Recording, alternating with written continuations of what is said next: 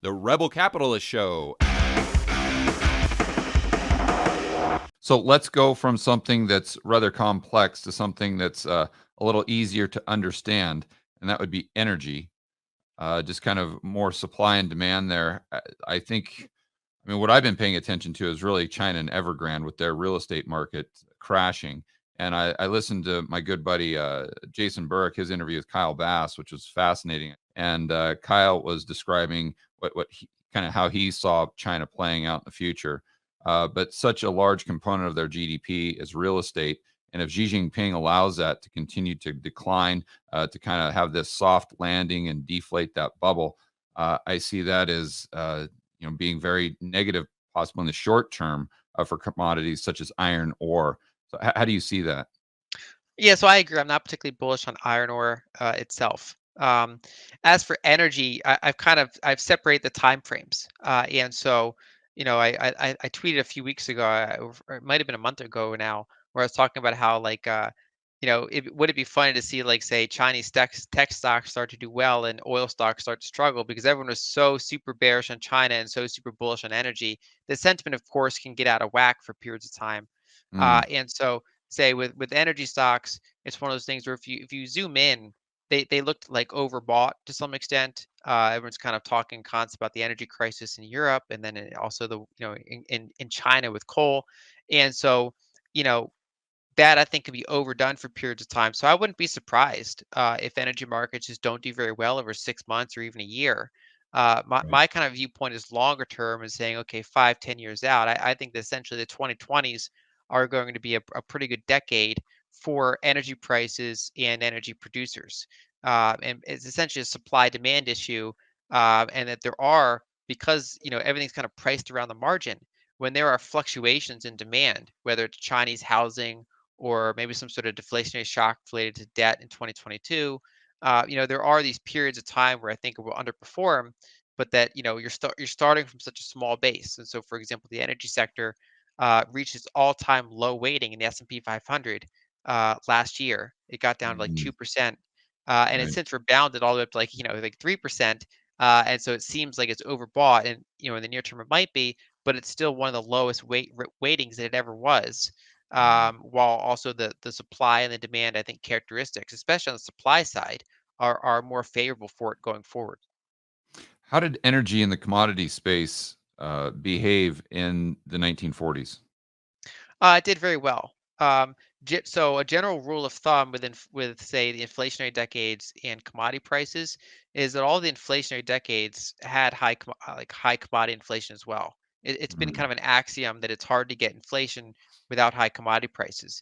That there have been some periods where you have high commodity prices without necessarily super high official CPI. So you can kind of have the other way around, but all the inflationary periods do come with these higher commodity prices. And essentially, because what you get is an increase in the money supply and then some sort of natural resource constraint. And so you can imagine a hypothetical economy that was entirely consisting of software, right? And so if everybody got more money all of a sudden, that might not necessarily translate into higher prices because the cost of producing those goods doesn't really change. The marginal cost of selling an additional subscription to a software yeah, yeah, your doesn't margins are cost nothing. 100% on that. All your costs are fixed. Exactly. So basically, people might buy more software, but it might not actually affect the prices of that software, or at least not much. Whereas if you Mm, have an economy that's really based on labor and commodities, it's really about that resource constraint. And so things can fluctuate from period of time to see what's tight and what's not. But essentially, especially historically, and I still think that even though we've become somewhat more digital, we're still very reliant on that physical connection to the world, these physical resources, especially in developing markets where they have much lower per capita usage of them.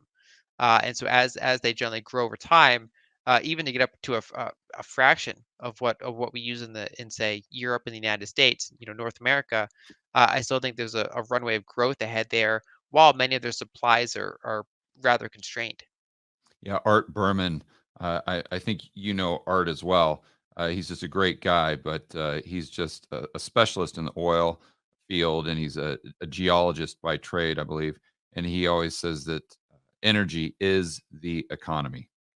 And I think as I drive, I don't know if you know this, but last week I did an RV tour where I went to specific campsites and just invited anyone in the rebel capitalist community come out there, and we did barbecues, and I had beer and burgers and hot dogs and all that stuff. But just driving, we did Tucson, El Paso, Dallas, Houston, San Antonio, and just driving my truck out there, you see all the big trucks, hauling goods across the United States. And I see that through the lens of these shortages with the supply chain disruptions and the labor shortages and whatnot. But when you start to notice that stuff as you're driving, you really realize how that's true. The real economy really revolves around energy. If we don't have that energy, the economic growth has to decline. Yeah, the massive growth in GDP, including real GDP that we've seen over the past 200 years, has been very tightly correlated to our ability to access those dense forms of energy. Right, right. Whether it's coal, oil, and gas, and then nuclear that we kind of abandoned, part of the way. There are different ways to do it, but essentially our ability to access those much denser forms of energy, we put a little bit of energy in, and you get a ton of energy out. Right. That's been pretty essential for that kind of mechanization and industrialization of our world. And it's heavily correlated to GDP growth around the world. And of course, that can go down a little bit over time as economies become a little bit more digital and efficient.